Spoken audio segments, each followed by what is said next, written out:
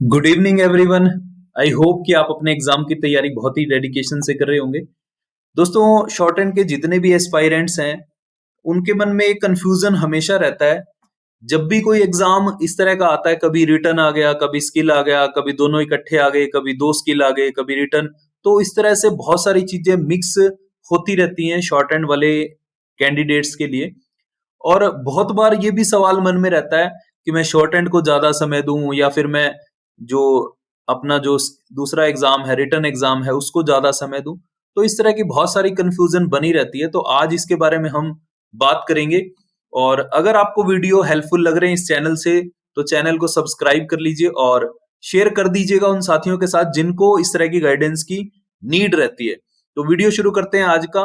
आपका शेड्यूल कैसा होना चाहिए? क्योंकि पहले के टाइम में तो जब एग्जाम हुआ करते थे, शॉर्ट एंड बेस्ड जब ज्यादा एग्जाम थे, तो आपको रिटर्न की बहुत ज्यादा तैयारी नहीं करनी पड़ती थी।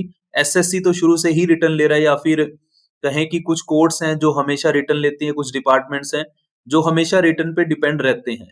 लेकिन अब हर डिपार्टमेंट हमारा रिटर्न एग्जाम लेने लग रहा है। साथ में हमें स्किल की तैयारी भी करनी पड़ती है, और कहीं पे स्किल क्वालिफाई हो रहा है, कहीं पे रिटर्न किसी से क्वालिफाई नहीं हो रहा है। तो बहुत सारी ऐसी चीजें शेड्यूल, मतलब हम उसको मैनेज नहीं कर पा रहे। कुल मिला के बात ये है। सबसे पहली तो शेड्यूल में क्या चीज होनी चाहिए जिसको हम शामिल कर सकते हैं। देखिए, सबसे पहले तो मन में एक सवाल ये आता है कि हमें टाइम कितना लगाना चाहिए। मान लीजिए हम एक स्टूडेंट हैं और एक दिन में कितनी पढ़ाई करनी चाहिए। मान लीजिए हम कहीं कॉलेज जा रहे हैं, कहीं कोई स्टडी कर रहे हैं रेगुलर, या फिर हम कोई प्राइवेट स्टडी कर रहे हैं, और साथ में हम शॉर्ट हैंड की स्किल को मास्टर करना चाहते हैं, साथ में हम जो रिटन टेस्ट है उसको मास्टर करना चाहते हैं। तो हमें कितना टाइम लगाना चाहिए? तो सबसे पहले तो उन स्टूडेंट्स के लिए जो भी किसी स्टडी में नहीं है, फुल टाइम सिर्फ और सिर्फ कॉम्पिटिटिव एग्जाम की तैयारी करते हैं, देखिए उनके लिए मैं ये कहूंगा, हम कई बार शेड्यूल बनाते हैं। शेड्यूल कैसा बनाते हैं कि हर एक काम को हम उसमें लिख लेते हैं, और फिर जो बचा हुआ टाइम है फिर वो हम स्टडी के लिए रखते हैं, या फिर हम स्टडी का टाइम पहले कैलकुलेट करके एक शेड्यूल बनाते हैं, और फिर बचा हुआ टाइम हम अदर जो काम है उसके लिए रख लेते हैं। लेकिन सबसे पहले आपको ये देखना पड़ेगा कि आपके शेड्यूल में कहीं कुछ ऐसे काम तो नहीं है कि जो लेस इंपॉर्टेंट है। लेस इंपॉर्टेंट का मतलब है कि जो आपके बिना भी चल सकते हैं। मान लीजिए घर की कोई ऐसी लाइबिलिटी है जो आप उसको, मतलब उस पे आपका टाइम जा रहा है, तो आपके लिए वो बहुत ज्यादा इंपॉर्टेंट नहीं है। अगर आपके बदले वो काम कोई और कर दे तो वहां हमारा समय बच सकता है। तो सबसे पहली प्रायोरिटी होनी चाहिए, फुल टाइम जो कॉम्पिटिटिव की तैयारी कर रहा है उसको अपना मैक्सिमम टाइम अपना जो दिन में, मान लो कि खाने पीने और सोने के लिए, उसके अलावा जो मैक्सिमम टाइम है वो हमें अपनी जो तैयारी है उस पे लगाना चाहिए। अब हम दो तरह की तैयारी कर रहे हैं, हम स्किल भी कर रहे हैं, हम रिटर्न भी कर रहे हैं। तो उन दोनों को कैसे हम मैनेज करें, सबसे जरूरी जो चीज है समझने वाली। अब कुछ एस्पेक्ट्स हैं, आपको वो समझने पड़ेंगे। आपको अगर अपनी दोनों की तैयारी को मेंटेन करना है तो आपको दोनों पॉइंट्स बड़े ध्यान से समझने पड़ेंगे। देखिए, सबसे पहले तो मेरा एक सवाल है, if you are a short and aspirant, अगर आप एक शॉर्ट एंड के एस्पायरेंट है तभी ये वीडियो आपके लिए है, तभी आप इस वीडियो को आगे परस्यू करें। सबसे पहले तो आपको अपना जो टाइम है उसको डिवाइड कर लेना है। अगर आप स्किल और रिटर्न की तैयारी कर रहे हैं तो first of all you have to divide your time. Time means जितना आप एक दिन में समय लगा सकते हैं मैक्सिमम। तो डिवाइड करिए अपने टाइम को। इसमें क्या प्रायोरिटी होनी चाहिए डिवाइड करने में? डिवाइड करने में प्रायोरिटी होनी चाहिए आज की पोजीशन। मान लीजिए आज आप ये वीडियो देख रहे हैं, तो आज आपकी पोजीशन क्या है? मान लीजिए आप एसएससी की तैयारी कर रहे हैं, तो एसएससी के जो सब्जेक्ट्स हैं, मान लीजिए जनरल इंटेलिजेंस रीजनिंग है, या फिर जनरल अवेयरनेस है, या फिर इंग्लिश है। तो आज आपकी उसमें करंट पोजीशन क्या है, आपकी तैयारी किस तरह की है? मान लीजिए आपकी इंग्लिश वीक है तो आपको ज्यादा समय उस पर डिवोट करना पड़ेगा। तो आप इसको अपने हिसाब से, आज की करंट पोजीशन के हिसाब से कैलकुलेट करके अपना टाइम डिवाइड कर सकते हैं अपने हिसाब से।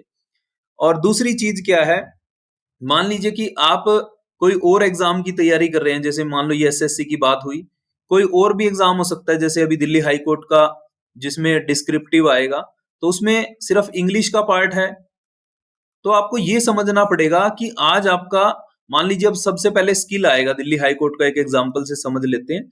मान लीजिए अभी स्किल टेस्ट आएगा और हमारी स्किल की तैयारी कितनी है, क्योंकि मेरिट तो बननी है, स्किल का भी उसमें बहुत बड़ा योगदान रहेगा और डिस्क्रिप्टिव का भी रहेगा। लेकिन अगर हम स्किल में अच्छा परफॉर्मेंस नहीं दे पाए तो फिर हम यहाँ पे पहुंच ही नहीं पाएंगे, तो फिर उसका फायदा क्या होगा। तो हमें दोनों चीजों को अभी से मैनेज करना पड़ेगा। नहीं तो मान लीजिए कि आपने स्किल में अच्छा कर दिया, बहुत कम मिस्टेक से आपने उसको क्वालिफाई कर दिया, लेकिन डिस्क्रिप्टिव की आपकी तैयारी बिल्कुल जीरो है, वहां पे आपकी मेरिट बिल्कुल खत्म हो जाएगी, आप वहां compete नहीं कर पाएंगे। तो अभी से आपको आज की करंट पोजीशन देखनी होगी। चाहे अब आप एसएससी का तो चलिए आप रिटर्न दे चुके हैं, एसएससी के स्किल की बात आएगी, और अदर कोई एग्जाम जहां पे आपका रिटर्न या स्किल दोनों चल रहे हैं, तो आपको आज की करंट पोजीशन देख के अपने समय को डिवाइड करना है कि आपने किस चीज को कितना समय देना। आपने, आपकी स्किल अच्छी है तो आप स्किल को कम समय दें, डिस्क्रिप्टिव अच्छा है तो आप स्किल को ज्यादा समय दें। तो कुल मिला के ये बैलेंस करना कि आज आप कौन से एग्जाम की तैयारी कर रहे हैं, उसकी प्रायोरिटी क्या है और आज आपकी करंट पोजीशन क्या है, सारी चीजों को बैलेंस करके किसी के शेड्यूल को फॉलो कभी मत करिए। कौन कैसे तैयारी कर रहा है, हर एक स्टूडेंट का काम मतलब पढ़ाई करने का जो तरीका है वो अलग है, हर एक स्टूडेंट का आईक्यू अलग है, हर एक स्टूडेंट की कंसंट्रेशन अलग है, हर स्टूडेंट की कैपेबिलिटी अलग है, हर स्टूडेंट के सर्कमस्टांसेस अलग हैं। तो किसी के भी, मान लीजिए मैं आपको एक बिल्कुल पैट की ऐसे ऐसे इतने इतने घंटे इस चीज पे लगाइए और ये आपका शेड्यूल, उसको भी मैं कहूंगा कि फॉलो मत करिए। मैं आपको जस्ट एक आइडिया दे रहा हूं, you have to prepare your own schedule at your own level. आपको खुद से तैयार करना है, मैं आपको बता रहा हूं कि आपको किस तरह से आपको तैयार करना है। तो सबसे पहले आप इन दोनों चीजों का टाइम डिवाइड कर लें कि आपको स्किल पे कितने घंटे देने हैं एक दिन में और रिटर्न की तैयारी में कितने आवर्स देने हैं, अगर आप दोनों की तैयारी कर रहे हैं और आपका एग्जाम कौन सा है उसकी प्रायोरिटी के हिसाब से। उसके बाद बात करें अब स्किल रिटर्न के बाद शॉर्ट एंड की। मान लीजिए अभी हमारा कोई शॉर्ट एंड का एग्जाम है, तो शॉर्ट एंड में भी अलग अलग फील्ड्स हैं। मान लीजिए उसमें शॉर्ट एंड राइटिंग भी है, ठीक है, उसमें ट्रांसक्रिप्शन भी है और उसमें प्रैक्टिस भी कहें, तो सारी चीजें उसी के बीच में आपकी इंक्लूड रहती हैं शॉर्ट एंड में। अब आप इस चीज को कैसे डिवाइड करें, इस चीज पे आप चेक करें कि आप अगर आपकी रिटर्न जो शॉर्ट एंड का है, मान लीजिए आपसे जो आपके एग्जाम की प्रायोरिटी है, जितनी रिक्वायरमेंट है उतनी स्पीड से ज्यादा आप एक्यूरेसी से लिख पा रहे हैं। देखिए पढ़ने में कहीं कहीं कुछ मिस्टेक हो रही है, that is a separate thing. अगर बहुत ज्यादा मिस्टेक हो रही है इसका मतलब ये नहीं है कि आपकी ट्रांसक्रिप्शन कमजोर है, आपका लिखा हुआ ही, आपकी आउटलाइंस की ग्रिप, आपकी बार बार वॉवल का इस्तेमाल करना, बार बार उसको जो आपके स्ट्रोक्स हैं उसको काटना, और बहुत सारी ऐसी चीजें हैं जो हम गलतियां कर रहे हैं। तो रिटर्न की बात एक हो गई। दूसरी चीज है ट्रांसक्रिप्शन की। अगर रिटर्न में आप मान लीजिए गलतियां आपकी ज्यादा है, उसको कैसे पकड़ेंगे कि या तो आपकी स्पीड अच्छी नहीं है, तो आप समझिए कि आपका जो शॉर्ट एंड राइटिंग है उसमें कहीं कमजोरी है। मान लीजिए आपकी कंसंट्रेशन वीक है तो भी आपकी राइटिंग में कहीं ना कहीं प्रॉब्लम है। अगर आपकी आउटलाइंस की ग्रिप नहीं बन रही तो फिर इसके लिए आप क्या करें, अपनी राइटिंग को अच्छा करने के लिए अपनी प्रैक्टिस को बढ़ाएं, अपनी वोकैबुलरी को बढ़ाएं, क्योंकि आप देखिएगा कि जो वर्ड्स आप डेली सुन रहे हैं वो आप इजीली लिख पाते हैं। कोई नया वर्ड आया, इसका मतलब क्या है, वो नया वर्ड आपकी डिक्शनरी में नहीं है, उसकी आउटलाइन आपकी डिक्शनरी में नहीं है। तो सबसे पहले तो अपनी शॉर्ट हैंड की जो आउटलाइंस है उसकी वोकैबुलरी को भी एनहांस करिए, इंग्लिश की वोकैबुलरी को भी एनहांस करिए। और अगर आप हिंदी की शॉर्ट हैंड करते हैं तो आप हिंदी की जो आपकी सेंटेंस मेकिंग पावर है आप उसको भी अच्छा करिए, उसमें जो ग्रामर है उसके फ्रेजोग्राफी है आप उसको भी पक्का करिए, तो आपकी राइटिंग बढ़िया होगी। आप ज्वाइनिंग का इस्तेमाल कर सकते हैं उसके लिए। और ट्रांसक्रिप्शन के लिए अगर आपकी ट्रांसक्रिप्शन वीक है, एक्यूरेसी नहीं आ रही है, तो ज्यादा से ज्यादा आपको समय फिर ट्रांसक्रिप्शन पे देना है। आपको चेक करना है इन तीनों पार्ट में गलतियां है कहाँ। तो फिर आपको ट्रांसक्रिप्शन में, जैसे मैं अपनी पर्सनल बात करूं तो मैं एक दिन में 2 से 2,500 वर्ड ट्रांसक्राइब करता था जब मेरा एग्जाम था 100 WPM का। मान लीजिए आप एसएससी कर रहे हैं, वहां 1000 वर्ड की डिक्टेशन है, तो कम से कम 3 डिक्टेशन डेली ट्रांसक्राइब करिए, मिनिमम 3 डिक्टेशंस, वो भी 800 1000 वर्ड की कह रहा हूं। जिनका एग्जाम ही 500 550 वर्ड्स का है उनको तो कम से कम 4 या 5 ट्रांसक्रिप्शन डेली करनी चाहिए। और अगर बहुत ज्यादा मिस्टेक आ रही है तो रिपीट करिए, उसी ट्रांसक्रिप्शन को एक के बदले 2 बार करिए, ताकि आपका कॉन्फिडेंस बढ़े। कॉन्फिडेंस बढ़ना बहुत जरूरी है। एग्जाम में बहुत बार हमें बहुत कुछ आता है, लेकिन लैक ऑफ कॉन्फिडेंस की वजह से हम वहां पे बहुत गलतियां कर देते हैं। तीसरी चीज क्या है? प्रैक्टिस। अब प्रैक्टिस आप करिए एज पर योर एग्जाम। कोई एग्जाम आपका आ रहा है, या फिर आपकी प्रायोरिटी क्या है? मान लीजिए आपकी प्रायोरिटी एसएससी है, दिल्ली हाई कोर्ट है, या फिर अभी कोई और नई पोस्टें आएंगी, उस वो आपकी प्रायोरिटी। तो अपनी प्रायोरिटी को आप सेट करके फिर आप प्रैक्टिस को थोड़ा सा और एनहांस कर सकते हैं। तो शॉर्ट हैंड के ये 3 पार्ट हैं: शॉर्ट हैंड राइटिंग, ट्रांसक्रिप्शन और प्रैक्टिस।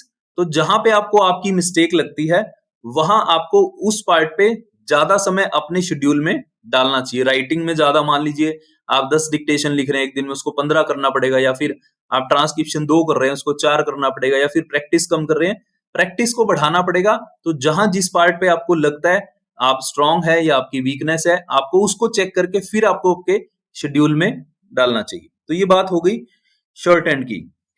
और इससे अलग मैं आपको क्या चीज कहने वाला हूं, ये आपको कहीं भी शेड्यूल में आपको कोई भी नहीं बताने वाला है, क्योंकि कुछ चीजें ऐसी होती हैं जिस पे फोकस जाता ही नहीं है। शॉर्ट हैंड वाले, चाहे स्टूडेंट्स हो, चाहे कोई आपको उस चीज के लिए गाइड कर रहा हो, कहीं ना कहीं चीजें थोड़ा सा बताने में कहीं रह जाती हैं। तो मैं आपको एक चीज कहूंगा कि आप इस चीज को जरूर अपने जो शेड्यूल है उसमें जरूर ऐड करिए। आपको ये नहीं लगना चाहिए कि आपकी कहीं स्टडी इस वजह से डिस्टर्ब हो रही है। एक स्टोरी मैंने सुनी थी बहुत पहले।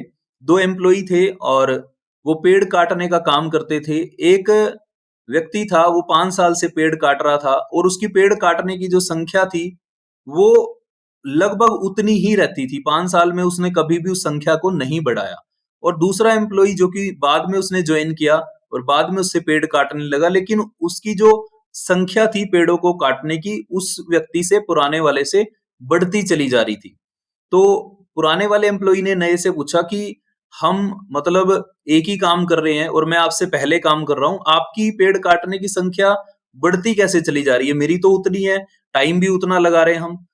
तो उस व्यक्ति ने कहा, दूसरे व्यक्ति ने कहा कि मैं हर 2-3 घंटे के बाद 10 से 15 मिनट अपनी कुल्हाड़ी को धार लगाने के लिए समय लगाता हूं। आप रिलेट करिएगा इन पॉइंट्स को। क्या हम उसी ढर्रे पे जो हम आज तक फॉलो करते आ रहे हैं 6 महीने से, साल से, क्या हमारा सिलेक्शन क्यों नहीं हो रहा है?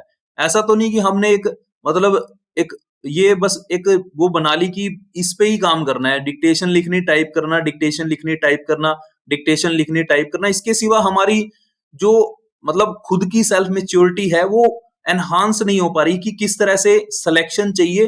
तो क्या अगर कमी आ रही है तो क्या शेड्यूल में चेंज करने की जरूरत है, या क्या एडिशन करने की जरूरत है? तो मैं आपको बताने वाला हूं कि आप जरूर इस काम को करिए, आपके एफर्ट्स बढ़ेंगे। आप समझिए कि आपकी कुल्हाड़ी को धार लग रही है।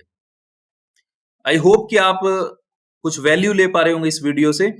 तो सबसे पहला क्या काम करना है, 30 मिनट्स, जो भी शॉर्ट हैंड का स्टूडेंट है, 30 मिनट्स डेली, डेली का मतलब डेली, ऐसी एक्टिविटीज पे समय लगाए जहां से कंसंट्रेशन बढ़ती है। चाहे वो आपको कुछ भी अच्छा लगता हो जिससे आपकी कंसंट्रेशन बढ़ती हो। मान लीजिए किसी की कंसंट्रेशन बढ़ती है वॉक करने से, किसी की कंसंट्रेशन बढ़ती है आधा घंटा नेचर में रहने से, पेड़ पौधों में रहने से, छोटे बच्चों के साथ खेलने से, अपने परिवार के साथ समय बिताने से। तो जिस भी चीज से आप, अगर आप कहीं लगता है कि कहीं मंदिर जाने से, गुरुद्वारे जाने से, कहीं अकेले में बैठने से, 30 मिनट मेडिटेशन करने से, कुछ योगा करने से अगर आपकी कंसंट्रेशन बढ़ती है, क्योंकि शॉर्ट हैंड के स्टूडेंट के लिए खास तौर पे हिदायत है, मतलब एडवाइस, हिदायत नहीं एडवाइस है, कि वो समझे इन चीजों को कि खाली लिखना और टाइप करना, लिखना टाइप करना ये पूरा कोर्स नहीं है। शॉर्ट हैंड का पूरा कोर्स क्या है कि आपकी कंसंट्रेशन उस लेवल की होनी चाहिए कि एक बार लिख दिया तो लिख दिया। वो पढ़ा जाना चाहिए। वो कब होगा? जब आपकी कंसंट्रेशन बहुत बहुत जबरदस्त लेवल की होगी। तो 30 मिनट्स जरूर स्पेंड करिए कुछ ऐसी एक्टिविटी पे जो मैंने अभी आपसे शेयर की। और क्या हो सकता है इसमें? इसमें शामिल हो सकती है आपकी हॉबी। आप चेक करिएगा, जो चीज में आपका इंटरेस्ट है वहां आपका कंसंट्रेशन कभी लूज नहीं होता। डिक्टेशन लिखते हुए, टाइप करते हुए क्यों हमारा कंसंट्रेशन लूज होता है? जब मान लो हमें गिटार बजाने का शौक है, हमें डांस करने का शौक है, हमें मूवी देखने का शौक है, हमें घूमने का शौक है, अगर वो काम हम कर रहे हैं दैट इज आवर इंटरेस्ट, तो जब हमारा इंटरेस्ट होता है, वो हमारी जो हॉबी होती है, वहां कंसंट्रेशन कभी नहीं टूटता। तो मैं आपको एडवाइस करूंगा 30 मिनट्स डेली अपनी हॉबी पे जरूर लगाएं, क्योंकि सारा दिन काम करने के बाद जब आप 30 मिनट्स अपनी हॉबी पे लगाते हैं, तो आप दोबारा से चार्ज हो जाते हैं काम करने के लिए, और आपका जो दिन है वो बोरिंग नहीं लगता, आपको एनर्जेटिक फील होता है। तो ये कुछ ऐसे मैं आपको बता रहा हूं प्रो टिप्स, जिससे वाकई ये प्रैक्टिकल हैं। मैंने बहुत बार अब आजमा के देखा है कि सारा दिन पढ़ने वाला स्टूडेंट और 4 घंटे पढ़ने वाला, बाकी थोड़ा सा समय अपनी जो कुल्हाड़ी है उसको धार लगाने वाला स्टूडेंट, कौन ज्यादा आगे जाता है। आप अंडरस्टैंड कर पा रहे होंगे मेरी बात को। तो ये चीज करिए, 30 मिनट्स कंसंट्रेशन बढ़ाने वाली एक्टिविटीज करिए अपनी हॉबी में, ये सब कुछ उसी में इंक्लूड कर रहा हूं। एक चीज और जरूर रखिए, कोशिश करिए 30 मिनट्स क्वालिटी टाइम स्पेंड करिए, क्वालिटी टाइम अपनी फैमिली के साथ, विदाउट मोबाइल। मोबाइल नहीं होना चाहिए उस 30 मिनट्स में, आपके पास मोबाइल नहीं होना चाहिए, इस चीज का खास ध्यान रखिए। वो 30 मिनट्स आपको कुछ नई ऊर्जा देंगे, वो 30 मिनट्स आपको कुछ ऐसा आपकी ऊर्जा में संचार होगा, आपको लगेगा कि नहीं, मुझे इस फैमिली के लिए, जिसको मैं आज 30 मिनट्स में उनके पास रह के उनको खुश रख पा रहा हूँ, आपके घर में बच्चे हैं, बुजुर्ग हैं, तो कुल मिला के मैं पढ़ाई के साथ साथ जो चीजें आपसे शेयर कर रहा हूँ, ये बहुत बहुत ज्यादा जरूरी है। और वीडियो थोड़ा सा लंबा होगा, बट समझिएगा, चीजें समझनी बहुत जरूरी है। शेड्यूल में हर एक चीज को शामिल करना बहुत जरूरी है। चेक करिए आपकी प्रायोरिटीज को, आपके इंपॉर्टेंट वर्क को, जो काम लेस इंपॉर्टेंट है उनको समझिए, शेड्यूल में डालना है नहीं डालना है। अपनी आज की करंट पोजीशन को चेक करिए उसके हिसाब से, और आप चेक करिए आपकी प्रायोरिटी कौन सी एग्जाम की है उसके हिसाब से। फिर आप चेक करिए कि आपका वीक पॉइंट कौन सा है, आपका जो स्ट्रेंथ वाला पॉइंट वो कौन सा है, उसके हिसाब से इन सारी चीजों को कंक्लूड करके और इन एक्टिविटीज को ऐड करके आप अपने शेड्यूल को बनाइए और उसको फॉलो करिए। लास्ट में कहूंगा कि कंसिस्टेंसी के साथ, ये नहीं हो कि एक दिन कर लिया, 2 दिन कर लिया, फिर छोड़ दिया, फिर कर लिया, ऐसे नहीं, बिल्कुल कंसिस्टेंट हो गए, क्योंकि कंसिस्टेंसी इज द की। बहुत सारे ऐसे स्टूडेंट भी मैंने देखे हैं जिन्होंने सिलेक्शन लिया है, वो उन स्टूडेंट से बहुत ज्यादा तेज नहीं थे पढ़ाई में, जो सारा दिन पढ़ते रहते थे। कारण क्या रहा, वो कंसिस्टेंट थे और उनकी कंसिस्टेंसी में कहीं ना कहीं उनके शेड्यूल में ब्रेक आता था। तो आई होप कि मैं क्लियर कर पाया होऊंगा आज के इस वीडियो से आपको शेड्यूल के बारे में। बनाना आप ही को है, और जरूर शेयर करिएगा। देखिए आपके कमेंट्स जो हैं, वो अगर आप एक कमेंट डाल देते हैं तो उससे मुझे बड़ी खुशी मिलती है कि मैं और भी इस तरह के वीडियोस आपके लिए लेके आता रहूं। और अगर कहीं ना कहीं मैं चाहूंगा कि कमेंट्स की बारिश होनी चाहिए आज के इस वीडियो पे, क्योंकि अगर आप कुछ वैल्यू ले पा रहे हैं तो डेफिनेटली एक कमेंट करना तो बनता है। Wish you all the best, may God bless you.